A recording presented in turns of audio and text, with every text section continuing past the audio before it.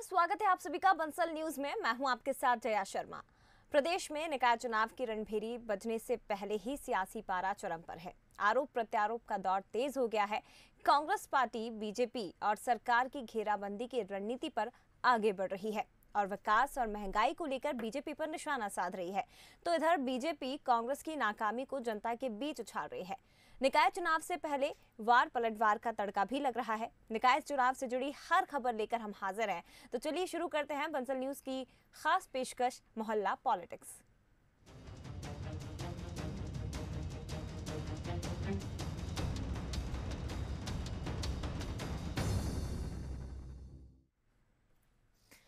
तो एमपी में होने वाले नगरीय निकाय चुनाव की तैयारियां कांग्रेस ने करनी तेज कर दी है। यही कारण है कि निकाय के रण में कांग्रेस बाजी मारने के लिए नए प्लान के साथ मतदाताओं को रिझाने की तैयारी में है, जिसके लिए कांग्रेस अपने वचन पत्र को कुछ इस तरह बनाने जा रही है जिससे जनता कांग्रेस की तरफ आकर्षित हो सके।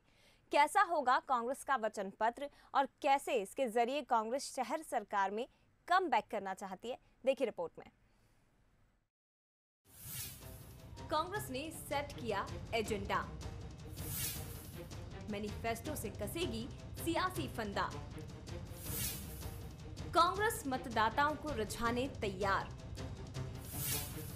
वादों से बनेगी शहर सरकार। प्रदेश में होने वाले नगरीय निकाय चुनाव में शहर सरकार पर कब्जा कर कांग्रेस पिछले इलेक्शन की हार का बदला बीजेपी से लेना चाहती है। यही वजह है कि कांग्रेस निकाय के रण के पहले हर रणनीति पर काम कर रही है जिससे मतदाताओं को रिझाया जा सके। इसी कड़ी में अब कांग्रेस एक खास प्लान के साथ मतदाताओं के बीच जाने की तैयारी में है। इसके लिए कांग्रेस के रणनीतिकारों ने तैयारियां भी शुरू कर दी है। ये तैयारी कांग्रेस के वचन पत्र की है। स्थानीय विकास के एजेंडे पर तैयार होने वाले वचन पत्र में इस बार कांग्रेस टाइम बाउंडेशन के अंदर विकास कार्यों को पूरा करने का वादा भी जनता से करेगी। हमने जो है 28 जो उपचुनाव हुए उनमें भी ये प्रयोग किया था और उसके बाद हमारी नकल भारतीय जनता पार्टी ने करी पीछे। अभी भी हम जो है ये प्रयोग कर रहे हैं और ये हमारी माइक्रो एनालिसिस का पार्ट है कि हम जो है बिल्कुल माइक्रोस्कोपिक लेवल पर जो है लोगों की समस्याओं को जानना चाह रहे हैं और इन चुनावों के माध्यम से हम गांव के स्तर तक की समस्याओं को जान जाएंगे और आप देखिएगा अभी 10 दिन बाद बीजेपी हमारी नकल करेगी। कांग्रेस की माने तो उनकी सरकार जब प्रदेश में बनी थी तब भी उन्होंने जो वचन दिए थे उसे पूरा करके दिखाया था और निकाय के लिए भी कांग्रेस की तैयारी पूरी है। वहीं बीजेपी कांग्रेस के इस प्लान पर चुटकी लेने के साथ ही निशाना साधते हुए नजर आ रही है। मेरे ख्याल से कमोबेश यही स्थिति है अभी कांग्रेस की। भ्रम में रख के कांग्रेस को चलाने की आदत माननीय कमलनाथ जी ने डाली है। वो भ्रम जो कभी अगली बैठक विधान सीएम हाउस में होगी विधायकों की, वो भ्रम कि अगला 15 अगस्त का झंडा हम फहराएंगे, वो भ्रम नगर पालिका नगर निगम में पालने की वो कोशिश कर रहे हैं। ना वहाँ सफल हुए ना यहाँ सफल होंगे। ये तो साफ है कि निकाय चुनाव के जरिए कांग्रेस शहर सरकार में कमबैक करने की कोशिश में है। ऐसे में निकाय का रण भी आम चुनाव से कम दिलचस्प रहने वाला नहीं है। वासु चौरे, बंसल न्यूज, भोपाल। तो नगरीय निकाय चुनावों से पहले ऊर्जा मंत्री के गृह नगर ग्वालियर में बिजली बिलों को लेकर सियासत तेज हो गई है। कांग्रेस विधायकों ने अपने क्षेत्र की जनता से पक्षपात किए जाने के आरोप ऊर्जा मंत्री प्रद्युम्न सिंह तोमर पर लगाए हैं। हालांकि कांग्रेस विधायकों के आरोपों को ऊर्जा मंत्री प्रद्युम्न सिंह तोमर सिरे से नकार रहे हैं। ग्वालियर में दक्षिण और पूर्व विधानसभा में कांग्रेस का कब्जा है। कांग्रेस के विधायक किसी न किसी विषय पर सत्ता पक्ष पर भेदभाव के आरोप लगाते रहे हैं। ताजा मामला बिजली के बिलों से जुड़ा हुआ है। कांग्रेस के विधायक सतीश सिकरवार और दक्षिण से कांग्रेस विधायक प्रवीण पाठक ने ऊर्जा मंत्री के खिलाफ मोर्चा खोल रखा है।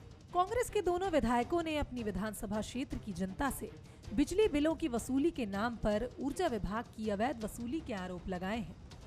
कांग्रेस के विधायकों का कहना है कि ऊर्जा विभाग जबरन ही लोगों से लाखों रुपए की अवैध वसूली कर रहा है, जबकि ऊर्जा मंत्री प्रद्युम्न सिंह तोमर के विधानसभा क्षेत्र में लोगों के लाखों रुपए के बिल हैं, उनसे वसूली नहीं की जा रही है।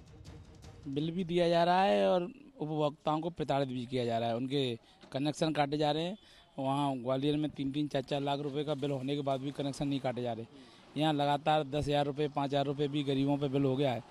आंगली खपत लगाई जा रही है और ग्वालियर और दक्षिण और ग्वालियर पूर्व के साथ सौतेला व्यवहार किया जा रहा है।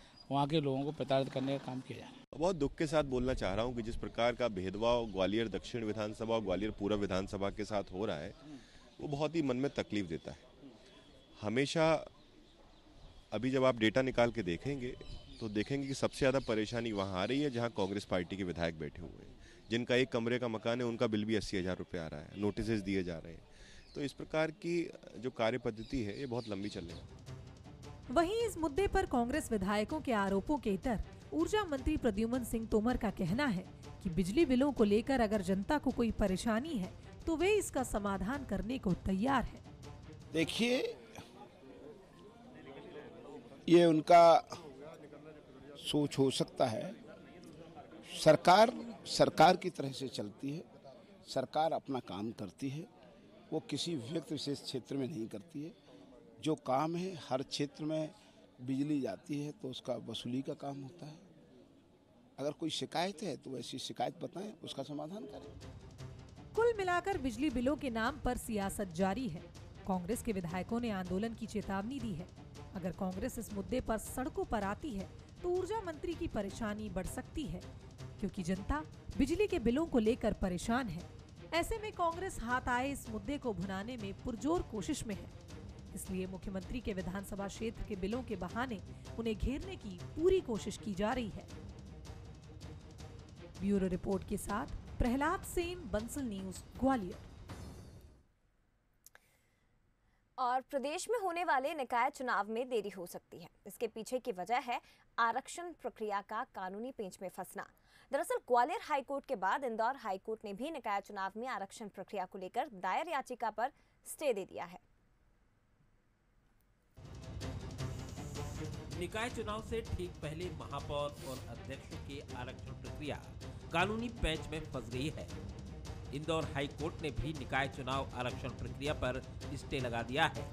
इससे पहले हाई कोर्ट की ग्वालियर खंडपीठ ने 2 नगर निगम समेत 81 निकायों के महापौर अध्यक्ष पद के आरक्षण पर रोक लगा दी थी। कोर्ट का कहना है कि बार बार एक ही वर्ग के लिए आरक्षण करना अन्य वर्ग को चुनाव से वंचित रखना है। लेकिन अब सवाल ये है कि आगे इस मामले में क्या होगा। विशेषज्ञों के मुताबिक सरकार के पास 3 विकल्प हैं। पहला ये कि ये अंतरिम आदेश है, सरकार कोर्ट में जवाब पेश करके आदेश को वापस लेने की गुहार लगा सकती है। दूसरा विकल्प ये है कि सरकार को अगर लगता है कि आरक्षण प्रक्रिया में किसी प्रकार की गलती नहीं की गई है तो कोर्ट इसमें हस्तक्षेप नहीं कर सकता। ऐसे में सरकार सुप्रीम कोर्ट में SLP दायर कर सकती है। तीसरा विकल्प ये है कि आरक्षण संबंधी तीनों याचिकाओं की एक साथ सुनवाई हो, स्पेशल बेंच का गठन किया जाए। इससे तीनों याचिकाओं का जल्द निराकरण हो सकेगा। बहरहाल सरकार ने सुप्रीम कोर्ट में रिव्यू याचिका दायर करने की बात कही है। राज्य सरकार ने जो आरक्षण किया था, जो पूर्व से आरक्षण की प्रक्रिया है, 95 से जो आरक्षण हो रहा है उस आधार पर आरक्षण हुआ था। हाई कोर्ट ने इसको रोटेशन पद्धति के बारे में कहा है।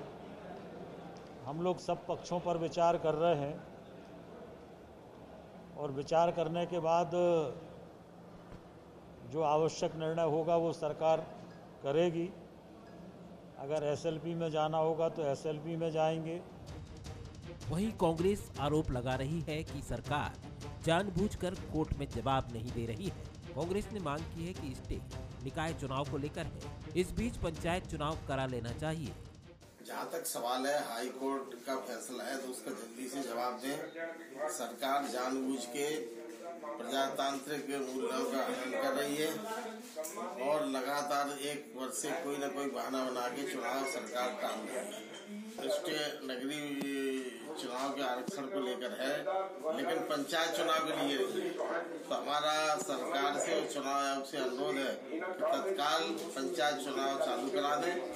कुछ दिन पहले ही हाई कोर्ट की इंदौर खंडपीठ ने एक याचिका पर फौरन निकाय चुनाव कराने के निर्देश दिए थे, लेकिन ग्वालियर खंडपीठ ने आरक्षण पर ही सवाल खड़े कर दिए। इसके बाद फिलहाल चुनाव होते नहीं दिख रहे हैं। इस स्थिति में नगरीय निकाय चुनाव में देरी हो सकती है। Bureau report, Bansal news.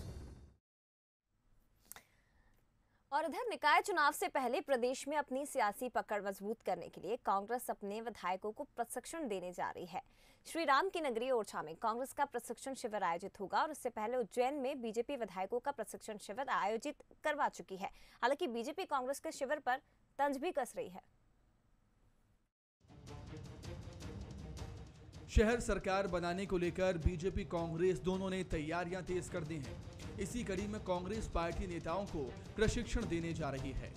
6 और 7 अप्रैल को श्री राम की नगरी ओरछा में कांग्रेस का प्रशिक्षण शिविर आयोजित होगा। इस प्रशिक्षण शिविर में विधायकों और पार्टी पदाधिकारियों को नगरीय निकाय चुनाव के साथ ही साल 2023 के विधानसभा चुनाव के लिए तैयार किया जाएगा। शिविर में विधायकों को बीजेपी का मुकाबला करने के साथ ही आम लोगों के बीच छवि बेहतर करने के गुर भी सिखाए जाएंगे। दरअसल एआईसीसी के निर्देशों के बाद विधायकों और पार्टी पदाधिकारियों को प्रशिक्षण देने की कवायद की जा रही है। देखिए, अखिल भारतीय कांग्रेस कमेटी ने प्रशिक्षण के बारे में प्रदेश कांग्रेस को निर्देशित किया है कि हम हर स्तर का प्रशिक्षण शिविर आगामी 6 माह में करेंगे, जिसमें विधायकों का प्रशिक्षण भी है, जिला कांग्रेस अध्यक्षों का भी है, हमारे कांग्रेस के पदाधिकारियों का भी है। तो एक बात आई थी माननीय अध्यक्ष जी के संज्ञान में कि विधायकों का प्रशिक्षण किया जाना चाहिए, तो उसके लिए कई सुझाव आए हैं, जिसमें अभी फाइनल नहीं हुआ है, लेकिन एक ओरछा एक स्थान ऐसा है जहां पर निश्चित रूप से शिविर के बारे में चर्चा हुई है, सभी वरिष्ठ नेताओं की चर्चा हुई है। कांग्रेस से पहले बीजेपी अपने विधायकों का प्रशिक्षण शिविर महाकाल की नगरी उज्जैन में आयोजित कर चुकी है। वहीं अब राजा राम की नगरी ओरछा में कांग्रेस विधायकों का प्रशिक्षण शिविर आयोजित होने पर बीजेपी ने तंज कसा। बीजेपी का कहना है कि जब भी चुनाव नजदीक आते हैं तो कांग्रेस को भगवान राम की याद आने लगती है, लेकिन इससे कांग्रेस को कोई फायदा नहीं होगा। निकाय चुनाव में बीजेपी परचम लहराएगी। देखिए, कांग्रेस का आंतरिक विषय है। जब जब देश में चुनाव आते हैं, जब जब प्रदेश में चुनाव आते हैं, तो कांग्रेस के नेता, उनके अध्यक्ष राहुल गांधी अपने कोर्ट के ऊपर जनेऊ धारण करके मंदिरों की ओर मुख करते हैं। और इसी तारतम्य में जो अभ्यास वर्ग ओरछा में लगना है, मुझे लगता है कि यह सिर्फ और सिर्फ जो मध्य प्रदेश में नगरीय निकाय चुनाव आने हैं उसकी आड़ से कांग्रेस के लोग फिर मंदिरों की ओर मुख करके बैठे हैं। आपके चैनल के माध्यम से मैं कांग्रेस के लोगों को चेताना चाहता हूँ कि भगवान श्री राम आस्था के केंद्र बिंदु हैं। निकाय चुनाव से पहले विधायकों के साथ ही पार्टी पदाधिकारियों का प्रशिक्षण ये साफ संकेत है कि कांग्रेस निकाय चुनाव में बीजेपी को टक्कर देने में कोई कोर कसर नहीं छोड़ना चाहती। बहरहाल देखना होगा कि कांग्रेस का ट्रेनिंग प्रोग्राम उसके लिए चुनावों में कितना फायदेमंद साबित होता है। वासु चौरे, बंसल न्यूज, भोपाल। निकाय चुनाव की तारीखों का ऐलान अभी भले ही नहीं हुआ, लेकिन स्थानीय नेताओं को अपने इलाके में विकास की याद आने लगी है। बड़वानी में भी बीजेपी के 9 पार्षदों ने विकास न होने के चलते इस्तीफा दे दिया। पार्षदों का आरोप है कि उनके वार्ड में विकास नहीं हो रहा और न ही उनकी कोई सुनवाई हो रही है।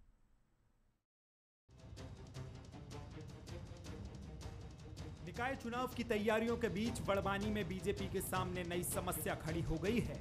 नगर परिषद पानसेमल के 9 पार्षदों ने अपनी पार्टी से इस्तीफा दे दिया है। वार्ड के काम से संतुष्ट न होने के कारण पार्षदों में नाराजगी थी। पार्षदों ने आरोप लगाए हैं कि सीएमओ और अध्यक्ष प्रतिनिधि लोकेश शुक्ला मनमानी तरीके से काम करते हैं। वार्ड में कई विकास के काम अधूरे हैं तो कई मांगे अभी तक पूरी नहीं हुई हैं। हमारा तिरस्कार हो रहा है, बहिष्कार हो रहा है। नगर परिषद के हमारे सीएमओ साहब और हमारे जनप्रतिनिधि अध्यक्ष महोदय के प्रतिनिधि जो है वो किसी पार्षद को बुलाते नहीं है, किसी को अवगत कराते नहीं है और इसीलिए नगर परिषद की आज स्थिति ऐसी बनी हुई है कि एक भी पार्षद कोई भी विकास कार्य में हमारे माननीय मुख्यमंत्री जी के पहुंच नहीं पाता है। हम जनता तक हमारी बात को ले जा नहीं पा रहे हैं। 9 पार्षदों ने अभी इस्तीफा दिया है, बाकी के पार्षद बाहर है, उन्होंने भी मन बनाया है। पानसेमल में 15 वार्ड हैं, जिनमें से 14 वार्ड में बीजेपी के पार्षद जीत कर आए थे और जिन पार्षदों ने इस्तीफा दिया है इनमें वार्ड 2 से पार्षद सुमित शर्मा, वार्ड 4 से पार्षद मंजूबाई, वार्ड 6 से पार्षद नीरूबाई, तो वार्ड 7 से पार्षद आशाबाई भगवान बाडेले, वार्ड 8 से पार्षद लव चौहान, वार्ड 9 से पार्षद बाबूलाल खोरी, वार्ड 12 से पार्षद इब्राहिम भारती, वार्ड 13 से पार्षद सपना भट्टू कुलकर्णी और वार्ड 14 से पार्षद राजकुमार सोलंकी ने इस्तीफा दिया। वहीं मंडल अध्यक्ष सचिन चौहान का कहना है कि ये संगठन का मामला है, इसे बैठकर सुलझाया जाएगा। पार्षदों के इस्तीफे मुझे प्राप्त हुए हैं। मैंने शीर्ष संगठन को इससे अवगत करा दिया गया है। अब शीर्ष संगठन इस पे जो भी फैसला लेगा इन्हें बता दिया जाएगा। ये पार्टी का आंतरिक मामला है। इस पे हम सब परिवार के लोग बैठेंगे, उस पर चर्चा करेंगे, उसके बाद आपको इसका उत्तर दे दिया जाएगा। जाहिर है कि निकाय चुनाव से पहले पार्षदों के इस्तीफे से सियासत गर्मा गई है और पार्षदों की नाराजगी चुनाव से पहले बीजेपी के लिए अच्छे संकेत भी नहीं है। बहरहाल अब देखना ये होगा कि चुनाव से पहले बीजेपी अपने नाराज पार्षदों को मनाने में कब कामयाब हो पाती है। महेश कुमावत, बंसल न्यूज, बड़वानी। तो इस बार निकाय चुनाव में विकास का मुद्दा अहम रहेगा। जबलपुर में लोगों ने साफ कर दिया है कि वो विकास के नाम पर ही वोट देंगे। दरअसल वार्ड 32 के कई लोग इन दिनों सीवरेज की समस्या से दो चार हो रहे हैं। हालांकि कई लोग ऐसे भी हैं जिन्हें लगता है कि बीते 5 साल में काम तो हुआ है, लेकिन अभी और भी काम किया जाना बाकी है। जबलपुर में इस बार निकाय चुनाव में सड़क, पानी के साथ साथ साफ सफाई का मुद्दा भी जोर पकड़ सकता है। शहर के वार्ड 32 यानी सुभद्रा कुमारी चौहान वार्ड में सीवरेज की समस्या बीते 10 साल से बनी हुई है, लेकिन इस बार जनता ने मूड बना लिया है कि समस्या दूर नहीं हुई तो नेताओं को इसका खामियाजा भुगतना पड़ेगा। वार्ड वासियों का कहना है कि नेता सिर्फ दावे और वादे करते हैं, लेकिन जमीनी स्तर पर देखें तो सड़क किनारे गंदगी का अंबार लगा हुआ है। नालियों जब विकास ही नहीं होगा तो नालियों की साफ सफाई के मामले में केवल वो गाड़ियां निकलती हैं। बाकी आप उनको देख लो तो केवल जहां नेता रहते हैं वहां की सफाई होती है, बाकी आम जगह की कहीं सफाई नहीं होती। नालियां आप जब भी देख लो जाके जाम है। अभी अच्छी तेज पानी बरस जाए तो ये तालाब हो जाएगा। ये सुभद्रा कुमारी चौहान वार्ड है। ये यहाँ पे आप खुद देख ही रहे हैं, खुली हुई नालियाँ हैं, गंदगी बजा रही है। रोडें आप देख लो यहाँ से वहाँ तक, हर जगह गंदगी के अलावा कुछ नहीं है, सिर्फ दावे हैं, विकास तो कुछ है ही नहीं। आप स्थितियाँ देख सकते हैं कि घर के सामने पानी बह रहा है, सुअर लौट रहे हैं। पेवर ब्लॉक हम लोगों ने मेहनत करके घर के सामने लगवाए हैं, पाथवे बनवाया था, लेकिन वो भी सीवर लाइन और ये पाइपलाइन वालों ने उखाड़ दिए। उखाड़ने के बाद उसको रिपेयर नहीं किया गया।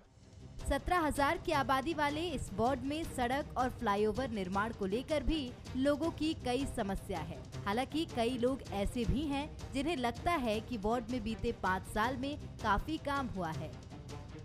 विगत 5 वर्षों में सुभद्रा कुमारी चौहान वार्ड में जो कार्यक्रम हुए हैं, निर्माण कार्य से संबंध में, सफाई के संबंध में, उनसे मेरे को ऐसा लग रहा है कि मैं तो संतुष्ट हूँ। और नेता की दृष्टि से देखा जाए तो भैया जमीनी नेता हैं, सबको लेके चलने वाले हैं और जो भी अपेक्षाएं रहती हैं लोगों की तो वो पूरी तरह से। पिछले चुनाव में इस वार्ड से बीजेपी की ऐश्वर्या धीरज शाह और कांग्रेस से अनामिका अमरीश मिश्रा के बीच मुकाबला हुआ था, जिसमें जनता ने कांग्रेस प्रत्याशी पर भरोसा जताया था। वहीं अमरीश मिश्रा एक बार फिर कांग्रेस से अपनी दावेदारी पेश कर सकते हैं। उनके मुताबिक उन्होंने वार्ड में विकास के लिए कई काम किए, लेकिन स्मार्ट सिटी के चलते हुए खुदाई की वजह से वार्ड में कई समस्या आ रही है।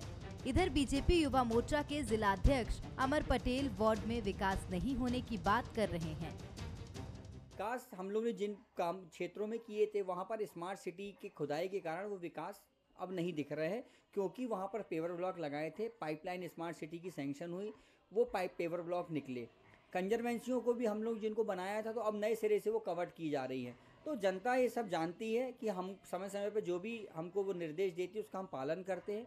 पार्षद जी की चर्चा करें तो काफ़ी विकास की उनके द्वारा कराए जा सकते थे। हमारे क्षेत्र में प्रथम समस्या जो हम लोगों को प्रतीत होती है पानी भरने की, उस ओर समुचित ध्यान नहीं दिया गया।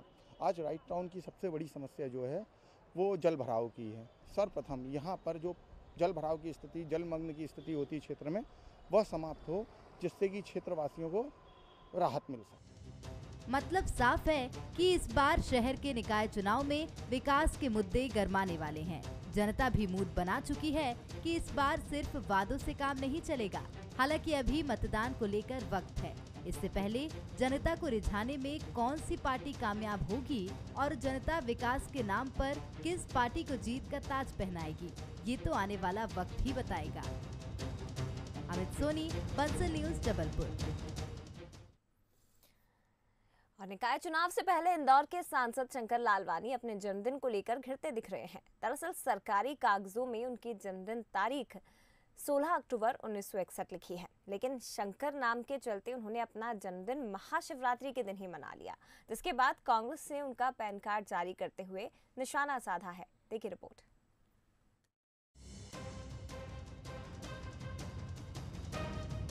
सबसे ज्यादा वोट हासिल करने वाले इंदौर के सांसद शंकर लालवानी अपने जन्मदिन को लेकर सवालों के घेरे में हैं।